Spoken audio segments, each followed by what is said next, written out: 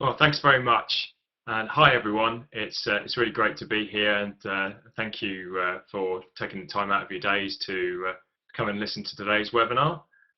Today, we're going to be talking about collaboration at scale and TM Forum's journey along with Clearvision in our how we built our collaboration platform. So first off, I'd like to just run us through what topics we're going to cover. I'd like to talk a little bit about TM Forum, but most importantly, what we do and why collaboration is so important to us as an organisation. I'm going to cover off what our challenges were prior to Confluence and how we were able to go about choosing the right tool.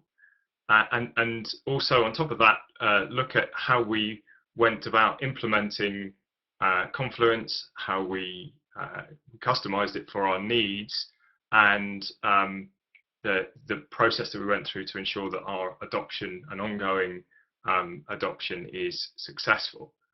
I'd also like to show you a couple of workflows, a couple of example workflows that we've done in Confluence, just so you kind of helps lift it off the page and understand just how we're using it day to day. So let's get started, and first of all, I'd like to introduce you to TM Forum. We are a membership organisation based in across the digital ecosystem, and we have a wide range of members who are part of our organisation.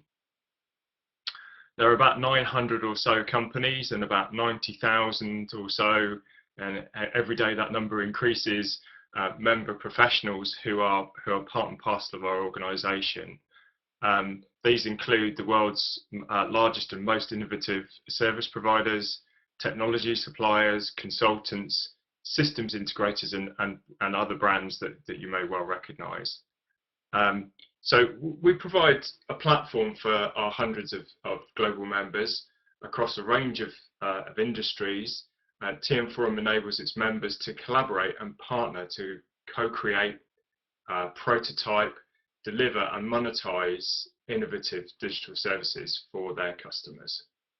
Our vision is to drive the next wave of digital business growth, and that includes the digitalization of every industry by providing a common innovation platform to connect businesses, industries and ecosystems.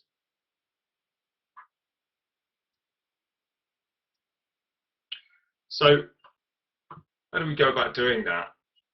Well, we use we call it the Collaborative Innovation Platform, and it's developed by our members for our members. So our focus is on getting our many membership organisations across the industries to work together to agree on common means of transformation into successful digital businesses, as well as accelerating innovation and providing the blueprint for digital success.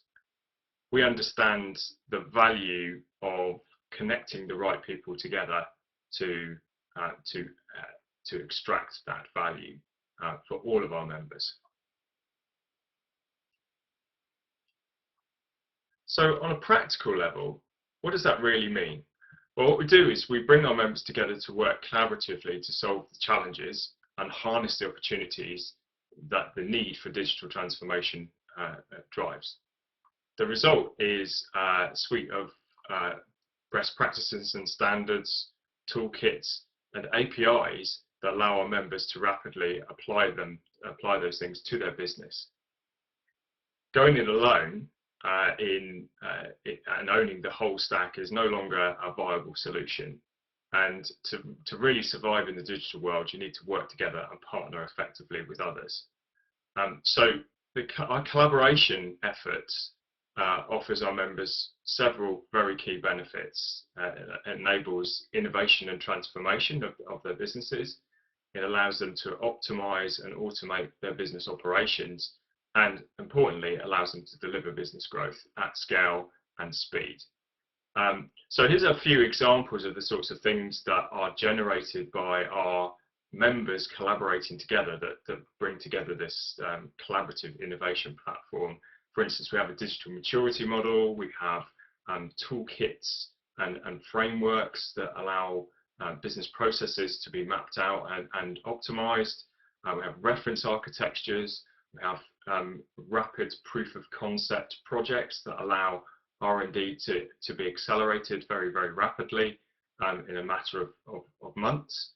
And we have things like our open APIs, which provide an industry standard set of interfaces for partners to work together and plug together their services very, very quickly. So we have a very diverse range of things that our members produce and will share with one another. We need to simplify how we continuously deliver the value from our collaborative project work into our wider membership. So each of these things are produced by teams of members working together in collaboration projects. And then at the end of each cycle, those deliverables, as we call them, are then provided to the rest of the membership for them to use and consume as they see fit. So we've had some challenges to meet this objective of being able to help our members transform, to address the challenges and the opportunities of the digital transformation.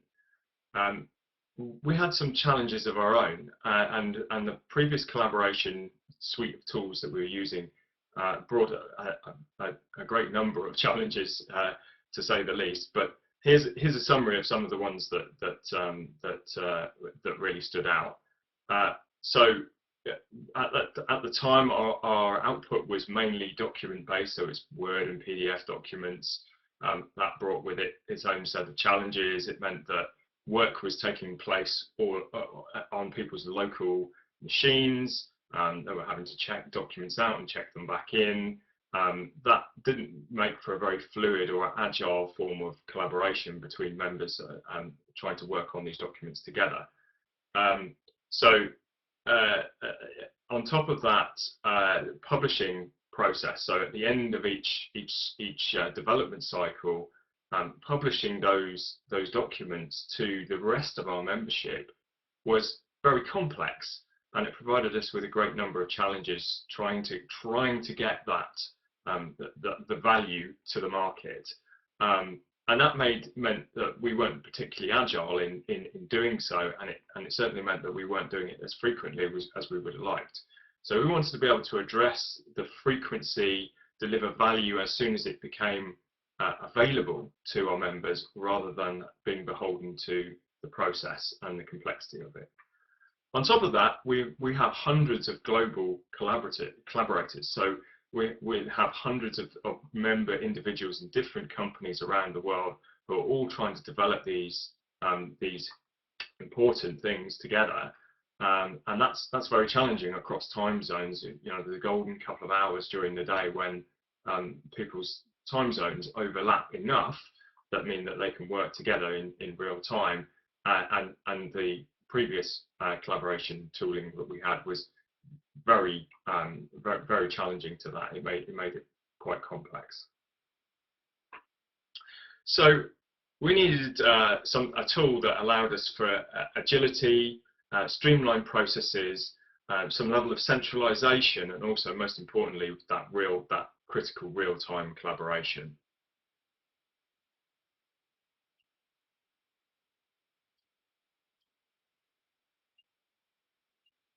So as part of our transformation, we needed to undertake an extensive consultation with our members. It seemed perfectly fit that as a collaboration organization, that we should be indeed running the idea of how we develop and how we innovate our collaboration platform by working with our members in collaboration. Ultimately, we needed to meet their needs. So we did this extensive consultation with our members, and the main things that lifted from that were that we needed something that was web-based and required zero software. A lot of our members are corporate, have corporate IT policy, which means that installing proprietary software is a challenge, apart from very common office tools and browsers, etc. It needed to be a very low barrier to entry because, again, that zero software and corporate IT policy means that we really just need to be able to have a single login to get into all of the things that all of the platforms that TM Forum has. We needed to definitely improve the visibility of work in progress. That was one of the real challenges that we were facing.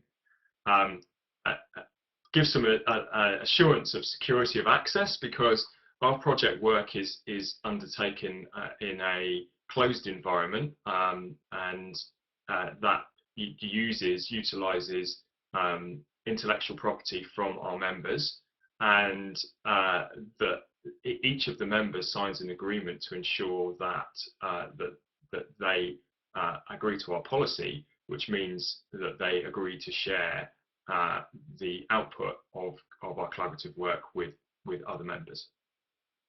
So security is a very important cornerstone of our collaboration environment.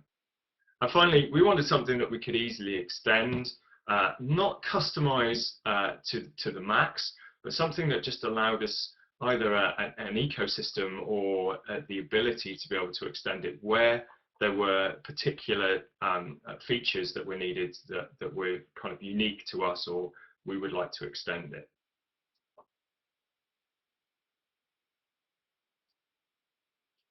So with that in mind, we set about looking at various different solutions, and we went through a whole raft of possibles. In the end, actually, Confluence stood out for us quite clearly, and it was in fact suggested by a group of members who had used it inside their own organisations for documentation and found it extremely useful and very powerful. We had to balance a whole bunch of different needs, from our member needs to external needs from our wider membership, and also the things that we wanted to do. We wanted to achieve a much more agile process for delivering collaborative assets, but also being able to package them in a logical way as well. So we went through a pretty extensive vetting process of a large number of solutions. But Confluence really stood out for us, and it's mainly down to its flexibility for collaboration, and also the fact that it was online and real-time collaboration could happen almost instantly. So the next stage was looking at how we were going to implement Confluence. And what we did first was to try and de-risk it and understand what the challenges would be. You could sit down and write it all on the back of an envelope and hope that you captured every possible requirement, but in reality you don't know until you try it for real. So we set about with a very engaged project team of TM Forum members to run a pilot on Confluence, and what we said is, right, okay, for this cycle we'd like you to produce some of your collaborative work, and we'd like you to see how far you can push it in Confluence and what the challenges are with that versus trying to produce Word documents at the end of the cycle. And the results were extremely pleasing. Okay, we selected a team of folks who were very engaged, and that certainly helped. But on the flip side of that, we were really able to understand where the challenges would be, and not untypically, we were able to sort of anticipate when we went to industrialize this what challenges we'd be facing. I'll come on to that in a second. The second part of our implementation phase was we have a couple of times a year we have a face-to-face set of meetings with all of our collaborative folks come together, and a few hundred people all meet up in a location. And so it was an ideal opportunity to introduce Confluence to the wider audience, explain to them what we were doing and how it would be different, and also help folks really adopt Confluence from the word go, because we started to use it inside of the meetings that were occurring during our Action Week event. And then on top of that, and after Action Week, we were able to offer continuous support and coaching on Confluence to our members, because they needed help in order to just get up to speed with the tools. Now, that's not all of the picture, because just a rollout doesn't a successful adoption make. So on top of that, we really recognise the fact that and particularly from feedback from our pilot, that we would need to work extremely hard to make our adoption of Confluence successful. We really needed to be able to move from our old Word-based and PDF-based document output to truly being everything being produced and published from Confluence itself. So we used our pilot feedback, as I said, and that helped us anticipate some of the challenges. But not every project's equal, and they produce different things. So we needed to be able to be flexible to the fact that Confluence needed to produce different types of output. And also soften the edges where necessary. It doesn't always mean that you have to create everything 100% pure Confluence, but where it makes total sense to do so, then of course we mandated that. We also built a set of best practices for Confluence itself. So we built a library, a knowledge base, to help folks understand what best practice was. What should I do when I'm creating a document? How should that work? How do I lay it out? How is that different to how I would create a Word document? Whereas I would just go and create section headings in a Word document and just create as many pages as I want. In Confluence, we wanted a balance between not having pages that were, you had to continuously scroll and scroll and scroll on, but also not have a page tree hierarchy that had 1,000 pages in it. So we needed to find the right balance between the two, and we were able to do that by creating these best practices. There was also a concerted effort required to convert all of our existing Word-based documents into Confluence pages. So it made it super easy for folks to for project teams to pick up that existing Confluence version, which had been converted from Word, and then iterate on that and create a new version of it in the next cycle. So we've really found that baseline and that kind of mandating of, right, okay, we've got everything in a Confluence format to be super helpful to the adoption process. We also provided a bunch of templates, and the templates came out of the best practices and the conversion of the Word documents. So we set out what we thought was the right format, and the templates actually evolved quite a bit as we went through that whole process. And now we've got a whole library of templates that are used when you create a new Confluence deliverable in our platform, and you just have to pick the right one. And it formats everything nicely for you. It puts in numbered sections, etc. And that really helps with the adoption, because folks are not having to think too hard about how it's laid out or how it's put on the page. They just have to concentrate on the important thing, which is putting the content into that template. And then I kind of hinted on this as part of the other things that we did, but continuous improvement has to be in your DNA. So we're continuously getting feedback from members who may be struggling with adoption or don't quite get it, or need extra help and support, or they need to understand how to do something on a practical level rather than just pointing them at the best practices.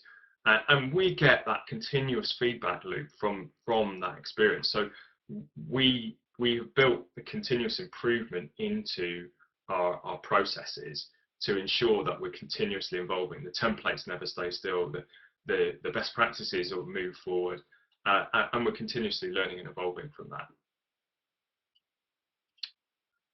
So I just wanted to share with you a couple of practical examples of things that we've actually done inside of Confluence and how we use it day in, day out, just to try and kind of lift it off the page, and hopefully it will inspire you with some of the art of the possible, some of the things that we've been able to do. I know that working with the guys at Clearvision, they've told me that we really do push Confluence to its limit, which I guess is why one of the reasons why I'm talking to you today. So first and foremost, there's an example workflow here of how folks join a project. So I think I said earlier on that our projects are private spaces for members to work in. They all have to sign the intellectual property policy, and as they're working on projects. So gating access into projects is really important for us. And we built an interface, this is actually outside of Confluence, but it works, it's integrated with Confluence to allow folks to request access to join a project. And when they do so, it goes through a workflow process that routes it to their company's approver, and then, assuming their company is happy for them to join the project, they then get access into Confluence. So we have a back-end process behind that automatically adds them into the Confluence space related to that project. And to help here, you can see on the screen, to help with our adoption, we built out some standard navigation in our project. So it's not the standard Confluence look and feel that perhaps some of you are used to. We actually built some navigation into the page and some common elements. So where folks have joined multiple projects, then they can see they get a familiar interface. The second thing I'd like to talk about is our publishing workflow, which has really lifted things for us. Has really made a big difference to how agile and innovative we can be with our collaborative output. And basically, inside of Confluence, it's possible when a team is ready to approve say that the things that they've been working on in this cycle are finished and ready for publishing, they can approve it inside of Confluence, and then that locks that down, and it goes through a publishing workflow where it's reviewed by staff members just to make sure that it meets certain standards, and then is then pushed out onto a public area in Confluence. So we have our project spaces, but we also have a public area where all of TM Forum's members can freely access those published pages. On top of that, there's also a workflow as part of that publishes directly onto our main public website as well. So that then allows multiple ways to consume those Confluence or ex-Confluence pages, either through our website or directly inside the public space in Confluence itself as well. So that's a pretty innovative use of Confluence to kind of help us with our internal processes to really help speed that up. And it really has made a massive difference both to the teams themselves and having to do their final checks and balances at the end of the cycle, as well as our internal kind of work effort to actually output the deliverables to the wider membership.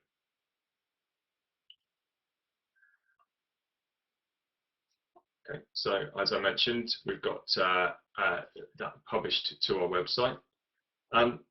So I just wanted to give you a kind of rundown of where we are now. So we've been using Confluence now for about 2.5 years. And at this point, we have about 10,000 users in total on our Confluence environment. And about 1,000 of those are kind of what we call power users, i.e. in there using it in a project area. We are using the spaces in Confluence for projects and using it to crowdsource and generate our project charters, which are set out at the beginning of each of the project cycles. We're creating and editing best practices and standards and APIs and all of the things that that I talked about earlier. We are capturing meeting notes and using calendaring to be able to coordinate meetings between the teams. We're able to manage member contributions. We're actually using Jira for that, but the fact that it's visible through Confluence and using the Jira plugin really has helped a great deal with that. We've seen, as I mentioned, a fantastic reduction in the publishing cycle time, and we're saying about 200% reduction in the publishing cycle time, which is obviously it's fantastic for us. We have a much simplified project joining process, and we've also developed single sign-on to work with our website so that our members don't have to remember multiple usernames and passwords. They just simply put in the same username and password they use to access our website. So hopefully that gives you a really good overview of what our challenges were and how Confluence has really helped us be able to make a difference to the way that we collaborate, improve our agility, and really elevate our collaboration ability. So what about the future? Well, we strongly partnered with Clearvision. They've been helping us a great deal with our environment, making sure that we are keeping our Confluence version up to date, which is fantastic. And we're looking forward to a long-term partnership with Clearvision and also with the Atlassian stack. We truly think that this is going to be our collaboration platform for the future. Well, I hope you've enjoyed the overview today. If you have any questions, then by all means place them into the question box, and we'll be happy to answer them. Thank you very much, everyone, and thank you for your attention.